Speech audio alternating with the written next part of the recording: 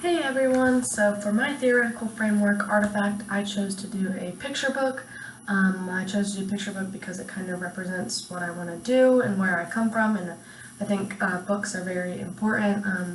In my undergraduate studies, I was an elementary education major, where I found how important books are for kids, and just not just for learning material, but also for expressing themselves and using their imagination. So I think books are really beneficial, and as I become a counselor, I want to be an elementary school counselor in areas that are a little bit high poverty, just because I think that kids in those areas need more people to advocate for them and work for them in order to help them work towards being functioning adults. So I chose to do a picture book instead of a book with words because if you've ever seen a kid read a picture book, they come up with the wildest stories, and that's why I think I chose the picture book, because I think it's important to use your imagination, and that kind of represents that through this. My approaches that I'm using, my approach that I'm using is the accommodative approach, where person-centered theory is the overarching, and I pull from solution-focused brief theory and behavior theory. That the way I pull them are they change person-centered, but I like to utilize things from all three theories in my practice. And this book will kind of show the tools and ideas that I want to use and pull from each of these practices and use them in my counseling. So this first page is the core conditions, and it's pulled from person-centered.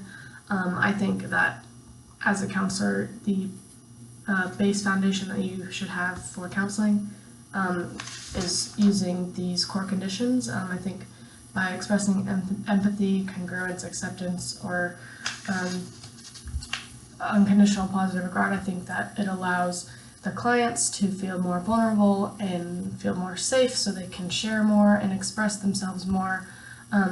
So this, I chose this picture too because I really like the arrows and how it's all encapsulated into one picture. They're not all separate. They all need to work together in order to have a good outcome. And I think that I really like from person-centered that these core conditions work together in order to make sure that a client can change. I think they are necessary and sufficient for change, just like Rogers did. So that's why I chose this picture. I think that, and I chose it first too because I think that it should be the basis for counseling. That's what I want to use as the basis for my counseling, so that the kids that I work with feel safe and are able to express themselves in an environment where it's comfortable for them.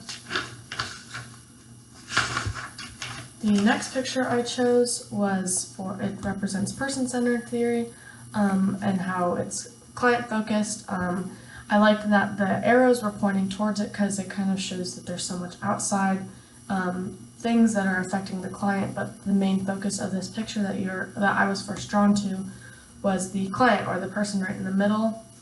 I think that this is also very important. I think that as a counselor, especially with kids, it's important to understand the client and the other factors that may be affecting the client, but focusing mainly on the client and expressing empathy and congruence in order for the client to feel safe and secure, and they're more able to share kind of these outside things if they have that basis and that foundation of the counseling relationship. The next picture I chose, it's a present, it says present problems. This is an aspect that I really like to focus on. Although past problems do affect a person, I think I like to focus more on the present, because I think if you're able to change a client's perspective on what is happening in the present negatively, you're able to change things in the future, because you can change their thinking and give them some more tools that can help them fix problems in the present that can help them fix maybe similar problems in the future. So I really like to focus on things of the present rather than the past. This next picture is like a checklist or an assessment that I pulled from behavior theory. I think that assessment is something that is necessary in order with the ongoing process of counseling. I chose this picture of a checklist because I think checklists are an easy assessment that you can do with almost every session that you have. Especially as I've worked with kids, I noticed that it's easier for them to do things that are quick and easy. So I think I want to use assessments in my practice because it also gives you a baseline of where they are that day, and also it gives you an idea of what you need to do in order to change it, and it gives you a baseline of what they need and what they're expecting from the counseling. This next picture I chose is to represent mindfulness. I pulled this from behavior theory. I think mindfulness is a technique that I really want to teach my students this. I think that because when I had an internship, I was able to work with the school counselor, and she taught the students mindfulness techniques, which I really was able to see a difference with how they acted and how they worked through problems and finding solutions. So mindfulness is something I think that can be taught on a regular basis. I think it can be incorporated in everyday life. It allows people to focus on the present and be more aware of themselves and their surroundings, which I think is an important aspect in order to solve problems. And I think mindfulness also pulls from present day issues that a client might be experiencing. If a client is suffering from anxiety in a certain situation, they're able to do mindfulness techniques that can kind of alleviate some of that anxiety, which I think is an important aspect that I will incorporate into my counseling techniques and styles. This next picture I chose kind of represents solution-focused theory. It kind of has this character who has a problem or a question or an issue, and then they come up with a solution. I chose this picture because a big thing of solution-focused theory is that clients have their own ideas of how to change or fix a problem. And I think that as a counselor, I am just kind of there to help facilitate the change and help them understand that they do have the tools to fix their problems. This picture, it's the same character, so it doesn't have anyone from the outside kind of helping them come up with a solution, so that's why I chose this picture. And I think that clients do have the tools necessary to work through their own issues, but as counselors, I'm there to help facilitate that and help them understand that and come up with ideas and help them to pull ideas from their own toolbox. And the last two pages, I'll just briefly there, two questions that I will be using. They're both from solution-focused theory. This first one represents the miracle question. It's an individual with a big question mark, and I chose this picture because the question mark is bigger, so the miracle question, it's like what is bigger than them that they can identify.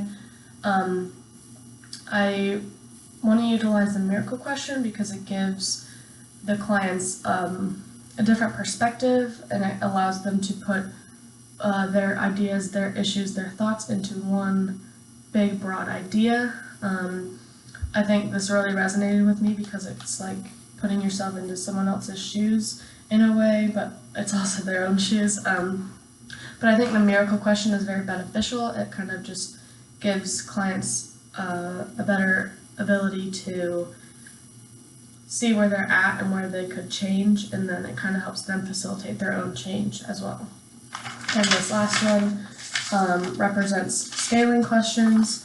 I think especially with me wanting to work in an elementary school as a school counselor, I think scaling questions can be very beneficial. You're able to kind of understand where a student may be at one day. They may be at a 5, but over time you're able, as the counselor, to understand where a 5 is for them and how they can work their way up to a 6, or vice versa, if they how they can prevent going down to a 4. I also kind of like this because I think that scaling questions, I think that it's a very simple way to also assess clients, which also goes back to the behavior theory. I think that at a doctor's office they have a mood chart of how you're feeling today. I think that's a very simple and easy way to gauge where a client might be. So scaling questions is definitely another tool from Solution Focused that I would like to use in my practice. So those pictures that I chose are all kind of to wrap together where my head is at with counseling and how I want my practice to be, but overall my overarching theory is person-centered, because I think that in order for a client to change, there needs to be a good counselor-client relationship. Clients need to feel safe. In order for clients to feel safe and vulnerable, counselors need to express empathy, unconditional positive regard, and congruence. I think that with that as a baseline, clients are much more likely to share and express themselves. That's why I chose the accommodative approach, because I did want to have that overarching theory, but I also like to pull from solution-focused and behavior theory. I think that for me, they all work together to kind of formulate a plan where the issues are focused on the present rather than the past, and clients are able to come up with their own ways to solve their own problems. I think with integrating all of these ideas and factors that I included in my picture book, they really represent me as a counselor, and especially what I want to do going ahead with being a counselor. So thank you guys so much for listening. I'm excited to watch all of your other videos.